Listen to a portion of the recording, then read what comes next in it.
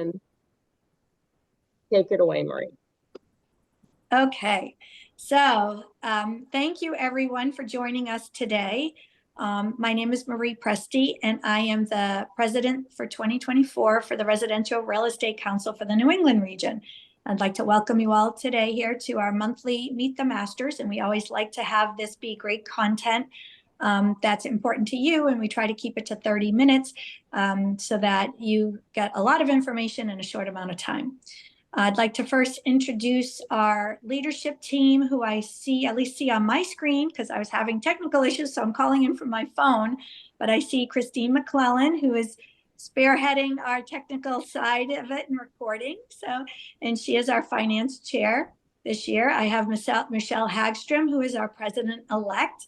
Michelle, you can wave you out there. And poor Michelle's been a little sick and under the weather, but we're glad to see you here and feeling better. She just told us she was feeling better, so thank you for that.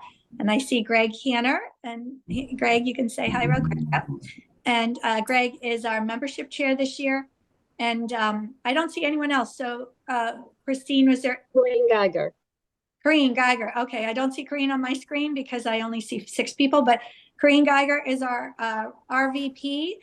Corinne, you can wave, and she's in New Jersey, but she kind of oversees our region, as well as, gives us great advice and always there for us. So Corinne, thank you for joining with us today too. Okay, so Christine, if you could pull up for me, I just had a couple of quick announcements. I wanted to, thank you. I wanted to just go over and give everyone a reminder on a couple of upcoming events we have going on. Next week on June 27th, it's a Thursday, we do have a Sail into Summer Cape networking event. It's going to be a lot of fun. We did it last year as well. And this year, our cruise is complimentary. So it's free to go on a boat ride down in Hyannis. So I hope that you will join us. And it boards at 3:15. It departs at 3:30. It'll dock back at 5 o'clock. And then we do have dinner after that for those who would like to stay at Tugboats, and that'll be at 5:30. So you could come just for the boat part, which is complimentary because we have part. We also could just come for the dinner part at 5:30, or you could come to both.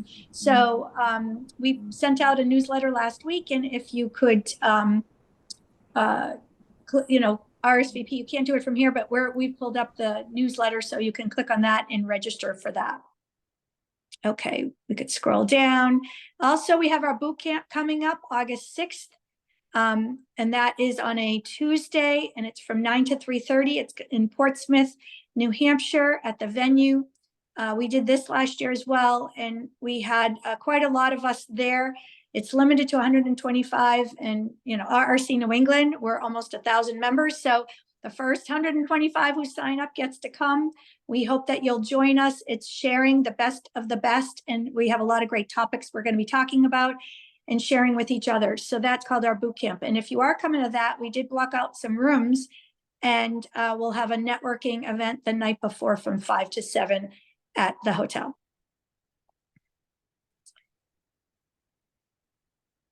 And then I have a save the date, which is November 6th. So everyone put it in. I know that's several months out, but please write it in there because, as many of you know, we have NAR is coming to town, and it's going to be in Boston. And with the National Association of Realtors coming to town, that also means that the Residential Real Estate Council's meetings will be in Boston as well. So RRC is coming to town, and we're going to have our RRC night out on November 6th, which is the same night as the welcome reception. It'll be right after the welcome reception. So welcome reception will be 6 to 7:30, and our RRC night out will be from 8 to 11. And guess what? New England is hosting. So stay tuned for more information on that, but it's going to be a fun event. So I think, and then let's scroll down. I just want to welcome Rebecca Putnam, who is our new RRC member and CRS designee. So welcome, Rebecca, if you're joining and listening to this. We hope that, I believe she was away the last couple of weeks, but we're hoping that she'll start to network with many of us in the group. And then if you go down one more, we want to welcome Marielle Jovino and Mona Lisa Aguirre. They're also both new RRC members working on their designations. Mona Lisa is from Rhode Island and Mariel is from Boston. So welcome both of you as well. Okay, so let's scroll back up, or we could stop from there. That's fine. We don't need to have the intro on. So let's get started with our program. And our program today is talking about appraisals. And I would like to welcome, at least I've got 2 of our appraisers on, and I don't know if our third has joined, not yet. Okay, so first I'm going to introduce Anthony Caprio. He is a Rhode Island appraiser. And then we have Jean Rogers. Give a wave, Jean. Yep. And Jean is licensed in Mass and New Hampshire. And is there another state you're also licensed into? No, but I teach in Vermont too. Oh, okay, great. So we have 2 appraisers on, and Joseph should be joining us momentarily. Joseph, he's pronounced, I think it's Gustistis, and he's also a licensed appraiser. So we have 2 right now, and maybe a third joining in the middle of this. But I want to welcome you both for coming, and maybe you could spend a minute and just tell us a little bit about, you know, what your area is, where you cover, and introduce yourself. So Anthony, I'll start with you. Thank you, Marie. So I have been licensed as a certified appraiser in the state of Rhode Island since 1989. And I also have a broker's license too. So I have a perspective from both as an appraiser and a broker. So my we cover the entire state, mostly Providence County area. But Rhode Island's a small state, so it's very easy to get around.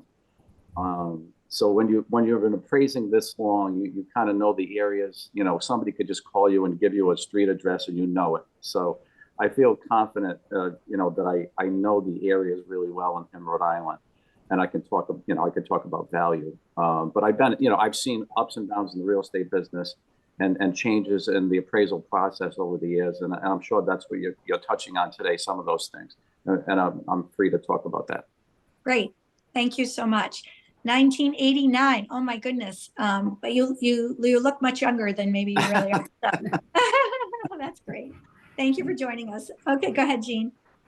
I'm Jean Rogers. I'm based out of Leominster. I haven't been appraising quite as long, but since I've been appraising for 31 years. Oh, wow. A few years on me, Anthony. I cover mostly Worcester County, Middlesex County, and just a little teeny tiny portion of Franklin County. But we have 7 other appraisers in our office, and we cover pretty much all of Massachusetts, which is nice. And then we cover just the lower portion of New Hampshire. So I'm not what else to say here. But oh, that's great. That's good. So so you said, so with your office, are you the head of the office, or are you one of the appraisers in the office? I'm one of the co-owners of the office. You are. Okay. So so from your office perspective, you can cover all of Massachusetts, you said. Yep. Yes. And do you cover all of New Hampshire too with your office? No, just the lower portion. I don't remember the counties off the top of my head. That's okay. Just the lower portion. I kind of do like from Ringe to Nashua. And then we have somebody else who does a little bit higher up than that, and more broad than I do, but I stay where I know the market. Okay, great. All right, great. So we definitely have a good range of geographies there for us. It looks like we're covering, just with the 2 of you, 3 states. So that's awesome. And Joe has arrived. Oh, Joe has arrived. Okay. And Joe, I can't see you, but let me introduce you. And if you can get off of mute and just spend 1 minute and introduce yourself, Joe, and tell us what geographic areas you cover as well. Was that any better? Yes, we can hear you. Yes, great. So I am also dual certified. I appraise Massachusetts, Worcester County, Middlesex, and Essex, and probably about 75% of New Hampshire. Not up to Coos County, but I do the Lakes region, and appraising for almost 40 years. So been doing it for a while.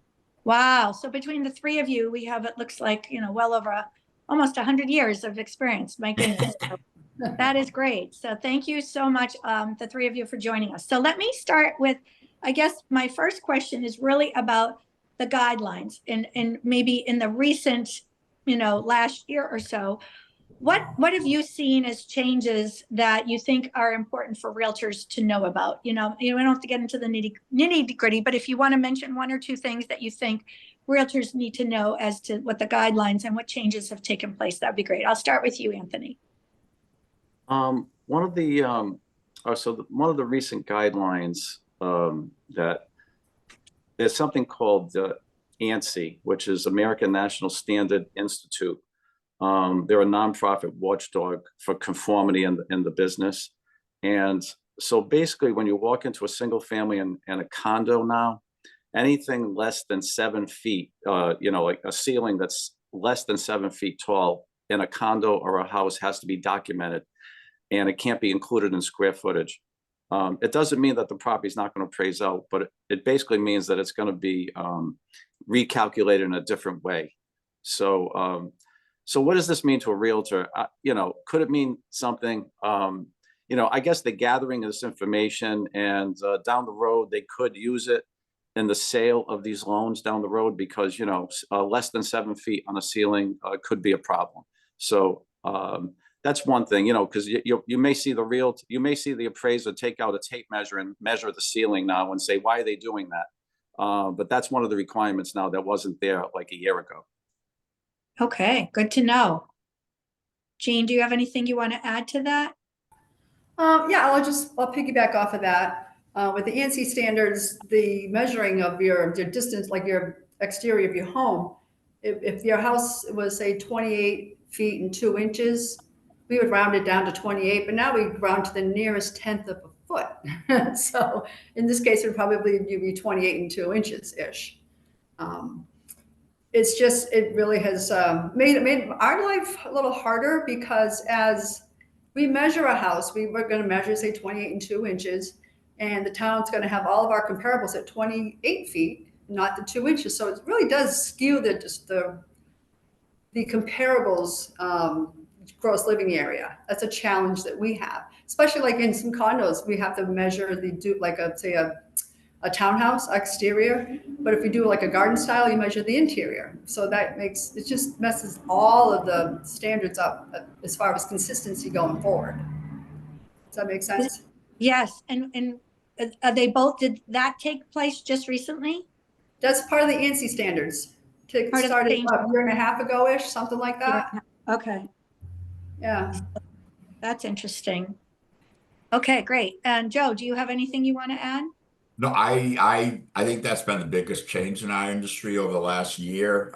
It's definitely changing how we address, especially in older homes where a lot of the living area is not at the 7 feet. Basically, what we have to do is do a line item adjustment and not include that area, like say a bungalow where the ceiling's only 6 feet across the board. That area can no longer be included in living area, and a line item adjustment has to be done on that. So it's really changing how we address living area, how we address room count. I mean, that's really the only change. We really haven't seen the change with what's going on with commissions as of yet, and we don't know how we're going to deal with it, if dealing with it at all right now.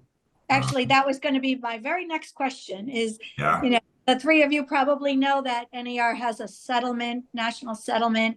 And one of the things that they've agreed to is to remove the co-broke commission field from any NAR-owned MLSs. And so each of the NAR MLSs have to decide if they're opting in or opting out. We've seen some recent issues happening where a couple of the MLSs have opted out of the settlement and dealing it on their own, but most of them have opted in, which means they're going to remove that field. And do you want to comment? I'd love to hear from all three of you as to if that field is out of there and you don't know whether a co-broke commission is paid or not paid, is there going to be challenges with coming up with valuations? Because that's that could be a big percent difference from multiple properties. And I'm curious to know if you've had any discussions among your offices and what you think the appraisal industry is going to do to address that. I mean, I can start. So I'm not a big Facebook person, but there is a good site called Ask the Appraiser which is appraisers throughout the country, and we've been going back and forth how it's going to affect. And at this point, we really don't know. In New Hampshire, as an appraiser, I'm sure, I think someone said they do some appraising in New Hampshire. It's very difficult to get information from a lot of the agents. Like, I think New Hampshire is one of the only states that does not have to report closing concessions. So to chase down information like what the other, the co-broke fee, or was that included or not, it's going to be difficult. It's going to definitely create another challenge for us. I'm going to follow up with what Joseph just said about the seller concessions. It's a matter of, transparency and disclosure. So on any given appraisal, if the property is selling for $200,000 and there's $5,000 in closing cost concessions, you minus it out. So the real sale price is only $195,000. So if it comes down to that, the seller is going to pay for they negotiate a price where the seller is going to pay for the buyer's commission. Okay, that should be on the sales agreement. And if it is on the sales agreement, then you can consider minusing it out, as a concession. That's the way I see it. Okay, although the prices in the past, did you take co-broke commission fields into account in the past? I don't think you did, right? No, So no. But going forward, you're going to be looking at past commissions that already had the co-broke commission built into the price. So when you're saying you'll have to take that into account, I mean, my question is, are you going to have to add on? Because in the past it was included and now it's not included. So you have to kind of take off or add on, you see? That's what I was wondering. Right. Well, it's going to take a while for this all to play out. And hopefully once it plays out, it'll be uniform throughout the whole business so that you won't have to compare, because normally when you compare, you're only comparing 3 to 6 months down, in the past. So, hopefully that the change will take place where you're not going to have to consider change, comparing that. You're going to compare what you have to, everything's going to be uniform. Hopefully. Well, after 3 to 6 months after implementation. So I suppose if we start August 17th, which is a date that's been thrown out there, yeah, then for the 3 to 6 months after that, it'll probably be, I'm asking, is it going to be chaos? And then after that 6 months, then you'll have at least the right amount of data to figure that out. Jean, I don't know if you have any comments on that. Well, I'm kind of between the two of them. I kind of agree with what Joe is saying, that we really don't know how we're going to handle it yet. Because currently it's already included. We don't subtract any of the co-broke and any of the listings commission at all. It's not even a thought in our process right now. So why would we? Well, actually, I have a question for you. As of the August 17th date you said we put out there, are you guys reducing your commission fee, or are you going to keep it the same? Well, according to the National Association of Realtors, August 17th, the MLSs have till that date to take it out of MLS. It doesn't mean that buyer agents are not still going to ask in an offer or a contract to have a seller pay that co-broke commission. So as Anthony is saying, it probably will go into the offer at that point, but they could be all over the place at that point. It's not a unilateral. I've seen offers like that already. But my question is, are the listing agents changing the percentage of their fee currently? Are they reducing that to allow for the buyer's agent to come forth and ask for 2%? I don't think we'll know until August 17th when that happens, what's going to change. I do some sales too, and our office hasn't changed anything yet. Yeah, I can tell you that I had one listing and the seller said she did not want to offer a unilateral co-broke commission. She was willing to offer it on a case-by-case basis, but it depended on the price. Yeah. So I know that has caused a lot of challenges with buyer agents, because they're like, well, what are you going to offer? And I said, well, it depends on the offer coming in. So include the form in Massachusetts and that sort of thing. Yeah. So yes. And let's go to Greg, because I know Greg has raised his hand. Yeah. Sure. Yeah. So I'd like to circle back to Anthony's analogy of the $200,000 house which in Mass, I don't think you guys even have. But it's a good even number, Anthony. On the $200,000 house, you said that if there was a $5,000 concession, a seller concession, and to me, if it's a seller concession toward closing cost credit, and that's typically the way it would end up being worded for a purchase and sale addendum. You said that it would bring your value down in your mind to 195. However, a lot of times those concessions are in lieu of the seller doing repairs.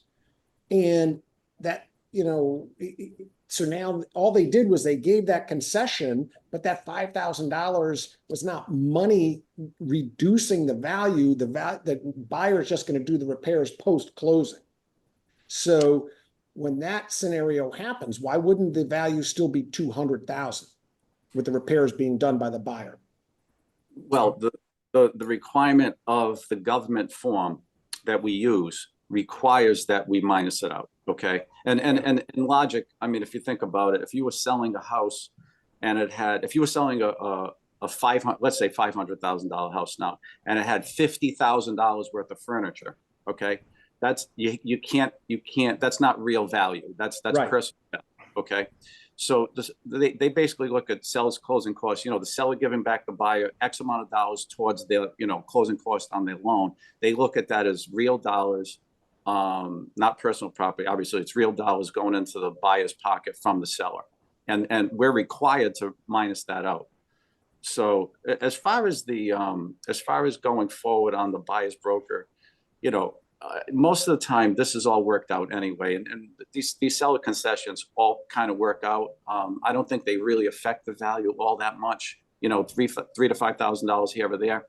But if you start getting large, if you start having seller agents, listing agents charge a full commission to sell the property, and then the buyer's agent comes along and wants another 2.5–3% included in the sale price. Now you're bumping up that sale price a lot. So we'd have to look at that and see how that plays out. My personal opinion is I don't think it's going to change. I don't think it's going to change dramatically. I don't think we're going to have a problem in the future, but we're just going to have to see how it plays out. Okay. Okay. If I can say, yes.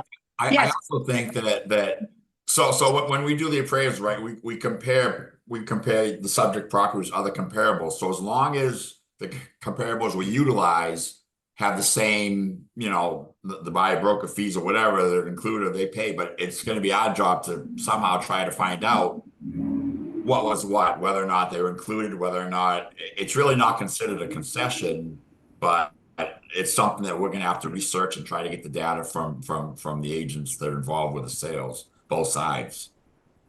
Yeah. So that's what I was thinking. It's going to make your life a little harder because every time you go to do an appraisal, you're going to have to ask that question. It's one more question to have to ask that isn't going to be written down automatically. So makes your life even harder. I know.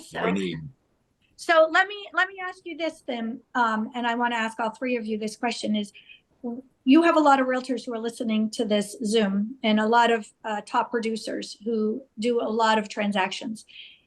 What would you recommend is the top couple of things that we should be doing when we have an appraiser who's going to appraise one of our listings?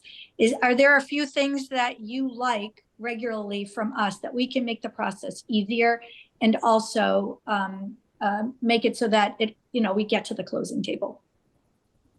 If I can. Oh, go ahead. Who's Anthony said that? Yeah, go ahead, Anthony. No, one of the what comes to mind for me is just being as accurate as you can in the MLS listing. Providing the appraiser with the most accurate information on the property as you can. And this includes now they have AI pictures, okay?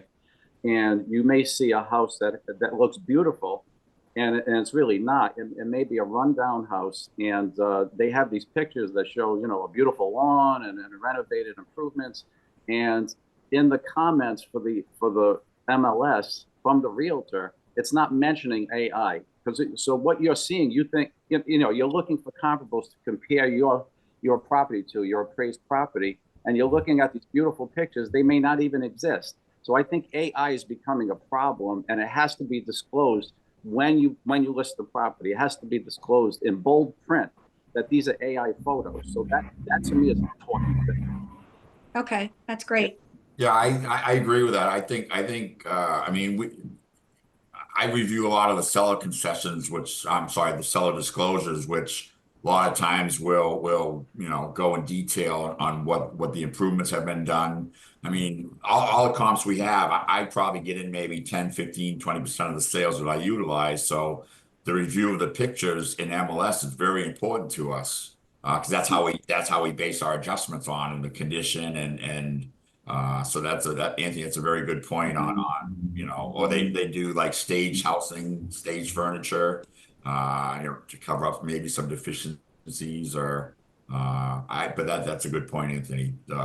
Make the MLS as accurate as possible, just because that's basically what we have to go by. Okay. Jean? I was going to say the same thing. Just make sure your data is correct. A lot of, I don't know if all the states have this field, but in Massachusetts, we have a field that's designated for below grade living area. And then we have one that's for strictly above grade, and then one that combines the two. So make sure your information's correct. Don't include the below grade in the overall, like this is your above grade living area. That makes our job so much harder, because we can make a really great comparable because if it wasn't listed accurately.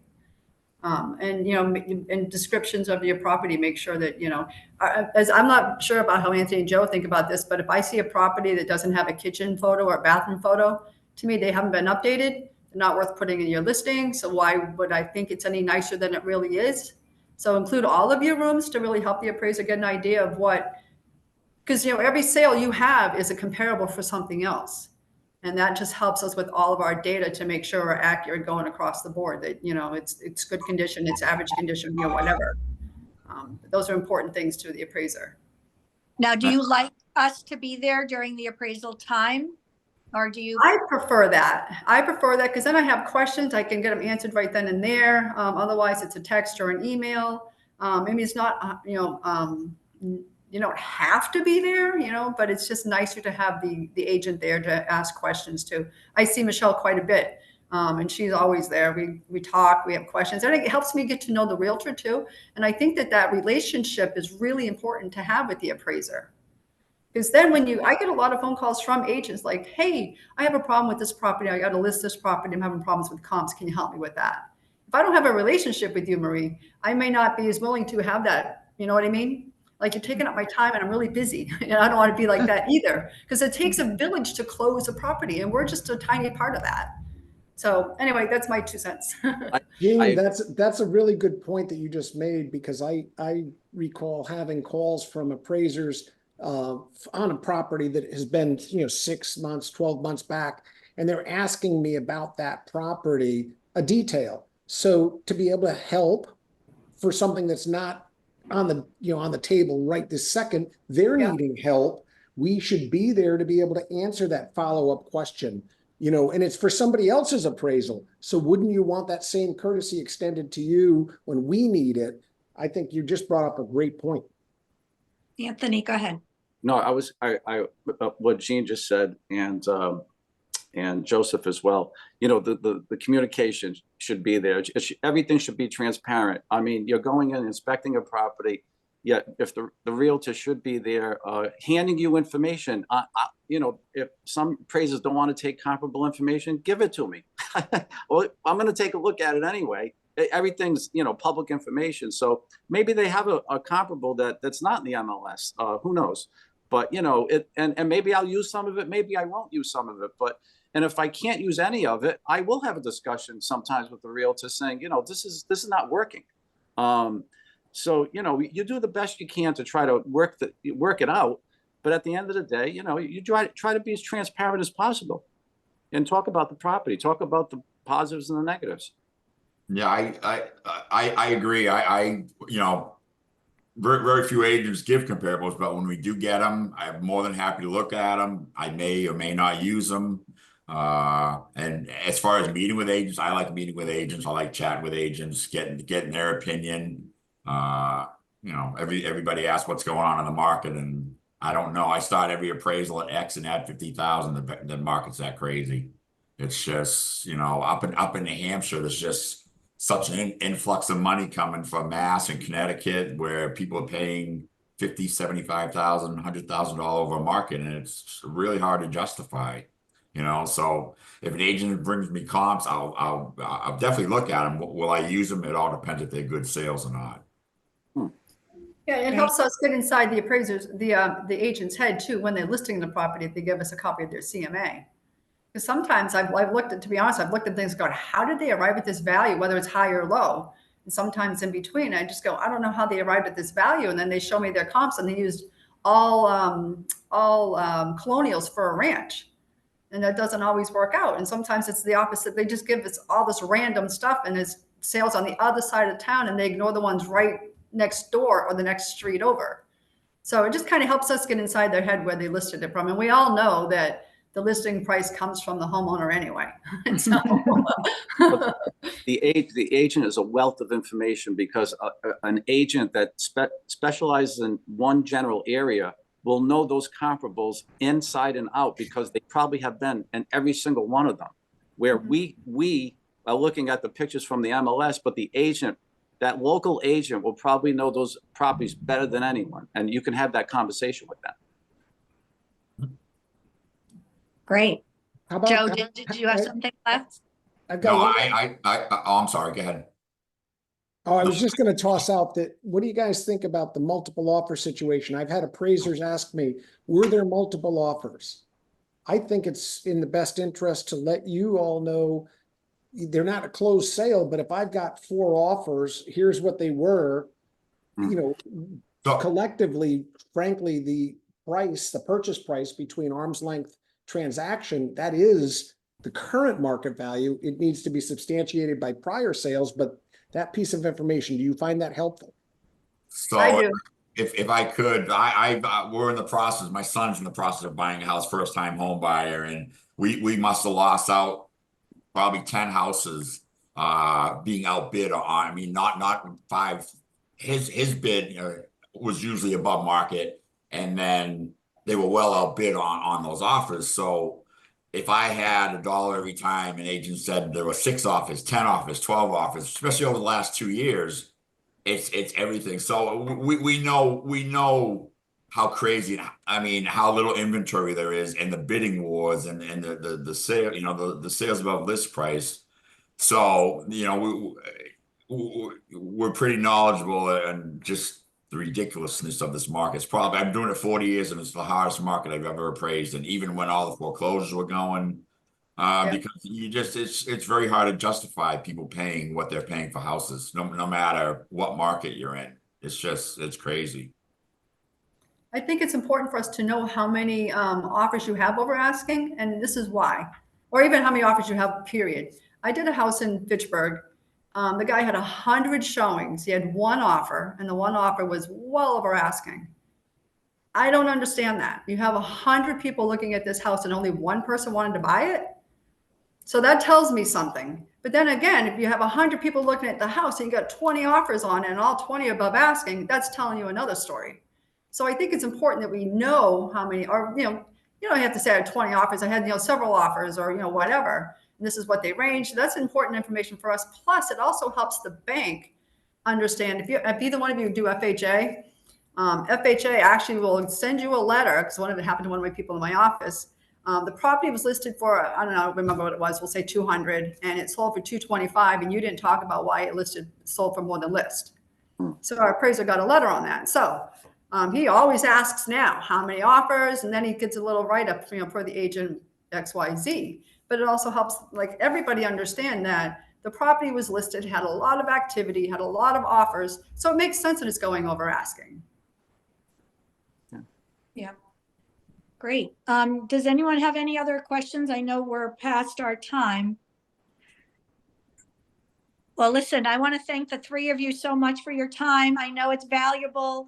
This is great information. I think those who are listening to it are going to say they got some good information and tidbits as to what to do. I'm going to check out that website, Ask the Appraiser. I think it's awesome, and hope to see you in the field. So thank you so much. Awesome. You're welcome. Take care. You're welcome. Thank you. Thank you.